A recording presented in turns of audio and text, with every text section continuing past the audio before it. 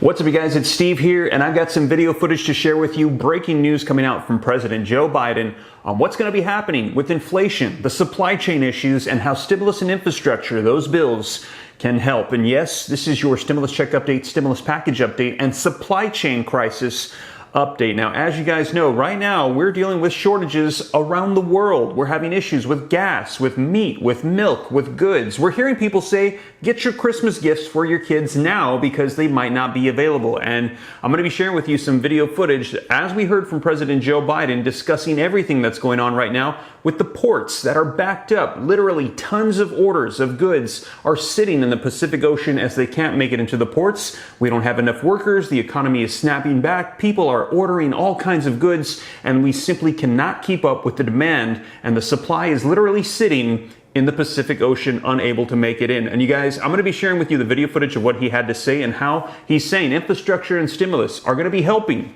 But experts are saying they're going to help long term, but in the short term, they're saying get ready. We're going to have inflation, supply chain issues. We're going to be having higher prices going into 2022. And this is going to be hurting the American people more so as inflation is hitting and the supply chain at the same time. So you guys, I'm going to share with you this video footage so you can see it for yourself directly from President Joe Biden and dive right in and get you caught up on the latest. And I'm sure there's going to be a whole lot more unfolding on this. I'll be sure to keep you up to date here on the channel. But let's take a look at this video footage as of today, October 14th, 2021. But before we do, if you can do me a quick favor, if you appreciate the updates, don't forget, smash the like button, leave your comments, share this out if you think it's going to help out other people. If this is your first time here, hit the subscribe button and turn on the notification bell to stay up to date. And if you got any specific questions for me, shoot them to me in the DM on Instagram at SteveRam3.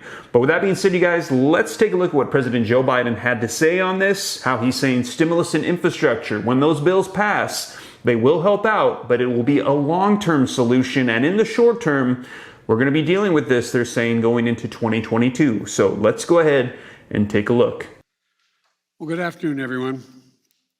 I know you're hearing a lot about something called supply chains and how hard it is to get a range of things from a toaster to sneakers to bicycles to bedroom furniture.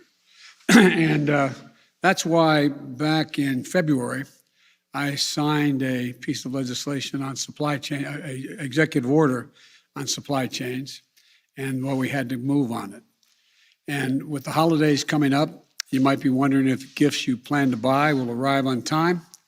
Well, let me explain. Supply chains essentially mean how we make things and how the material and parts get delivered to a factory, so we can manufacture things and manufacture them here. How we move things, how a finished product moves from a factory to a store to your home. And today we have an important announcement that will get things you buy to the shelves faster. I'm joined by the Executive Director of the Ports of Los Angeles and Long Beach, Gene Soroka, and Mario Cordono. I apologize, Mario. And the President of the International Longshoremen's Union, Willie Adams. Los Angeles and Long Beach are home to two of the largest ports in America, and together these ports are among the largest in the world. And the best way to make that point is that 40% of shipping containers that we import into this country come through these two ports. And today we have some good news. They're going to help speed up the delivery of goods all across America. After weeks of negotiation and working with my team and with the major union retailers and freight movers, the Port of Los Angeles announced today that it's going to begin operating 24 hours a day, 7 days a week. This follows the Port of Long Beach's commitment to 24/7 that it announced just weeks ago. 24/7 system, what most of the leading countries in the world already operate on now, except us, until now. This is the first key step toward moving our entire freight, transportation, and logistical supply chain nationwide to a 24/7 system. And here's why it matters. Traditionally, our ports have only been open during the week, Monday through Friday, and they're generally closed down at nights and on weekends. By staying open 7 days a week through the night and on the weekends, the Port of Los Angeles will open over 60 extra hours a week will be open. In total, that will almost double the number of hours that the port is open for business from earlier this year. That means an increase in the hours for workers to be moving cargo off ships onto trucks and rail cars to get to their destination. And more than that, the night hours are critical for increasing the movement of goods because highways are less crowded at night. In fact, during off-peak hours in Los Angeles, cargo leaves the port at a 25% faster pace than during the day shift. So by increasing the number of late night hours of operation and opening up for less crowded hours when the goods can move faster, today's announcement has the potential to be a game changer. I say potential because all of these goods won't move by themselves. For the positive impact to be felt all across the country and by all of you at home, we need major retailers who order the goods and the freight movers who take the goods from the ships to factories and to stores to step up as well. These private sector companies are the ones that hire the trucks and rail cars and move the goods. On this score, we have some good news to report as well. Today, Walmart, our nation's largest retailer, is committing to go all in on moving its products 24/7 from the ports to their stores nationwide.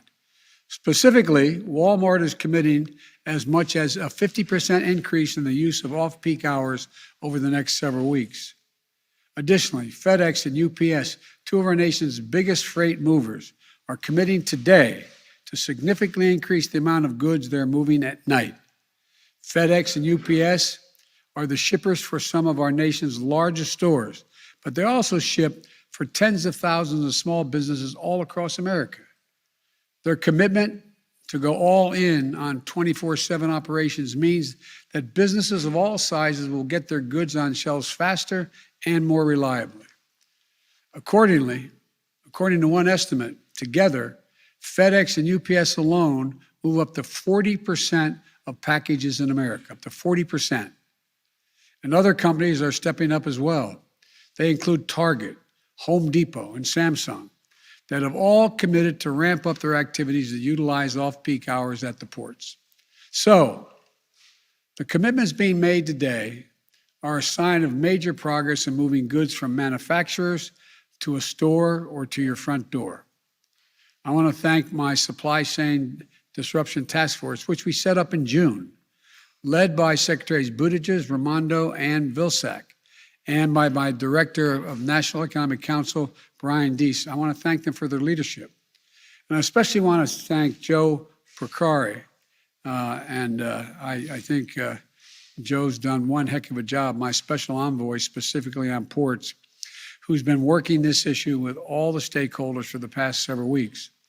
I also want to thank the port directors. I want to thank Gene and Mario again and the mayors of Los Angeles and Long Beach, Mayor Garcetti and Mayor Garcia, for their leadership. And I think the private companies that are stepping up, I want to thank them, but I particularly want to thank labor. Willie Adams of the Longshoremen and Warehouses Union, who is here today, the Teamsters, the rail unions from the Brotherhood of Railroad Signalmen, and the International Association of Machinists, to the American Train Dispatchers Association, to Sheet Metal, Air and Rail, and Transportation Workers Union, known as SMART. I want to be clear. This is across-the-board commitment to going to 24/7. This is a big first step in speeding up the movement of materials and goods through our supply chain. But now we need the rest of the private sector chain to step up as well. This is not called a supply chain for nothing. This means that terminal operators, railways, trucking companies, shippers, and other retailers as well. Strengthening our supply chain will continue to be my team's focus. If federal support is needed, I will direct all appropriate action. And if the private sector doesn't step up, we're going to call them out and ask them to act. Because our goal is not only to get through this immediate bottleneck, but to address the long-standing weaknesses in our transportation supply chain that this pandemic has exposed. I might add, parenthetically, one of the reasons why I think it's very important that we get the infrastructure plan passed, my infrastructure plan. And that supply chain system is almost entirely in the hands of private business. The world has changed. Prior to the crisis, we cheered, the focus on lean, efficient supply chains, leaving no buffer or margin for error when it comes to certain parts arriving just in time is needed to make a final product. And our administration, Barack and ours, that's where it was just in time was the focus. We didn't have a pandemic and other things at the time. We need to take a longer view, though, that invest in building greater resilience to withstand the kinds of shocks we've seen over and over, year in and year out, whether it's the pandemic, extreme weather, climate change, cyber attacks, or other disruptions. In fact, research tells us that a company can expect to lose over 40% of 1 year's earnings every 10 years due to supply chain disruptions. A longer-term view means we invest in systems that have more time built in and our ability to produce, innovate, and partner with our allies. It also means companies throughout the supply chain, like maritime, air freight, and trucking companies, reduce their carbon emissions and help to meet our climate change goals. It also means creating and supporting good-paying jobs so folks want to stay in these jobs, so they can build the skills and careers and to make a decent living. It means more opportunities to join a union, especially for truckers. These steps are critical. They allow companies to pivot quickly when a disruption hits because they've invested in their workers' skills, and training up front to be able to adapt. We need to invest in making more of our products right here in the United States. Never again should our country and our economy be unable to make critical products we need because we don't have access to materials to make that product. Never again should we have to rely too heavily on one company or one country or one person in the world, particularly when countries don't share our values when it comes to labor and environmental standards. I've said before, we're in the competition for the 21st century. We are America. We still have the most productive workers and the most innovative minds in the world. But the rest of the world is closing in, and we risk losing our edge if we don't step up. In order to be globally competitive, we need to improve our capacity to make things here in America while also moving finished products across the country and around the world.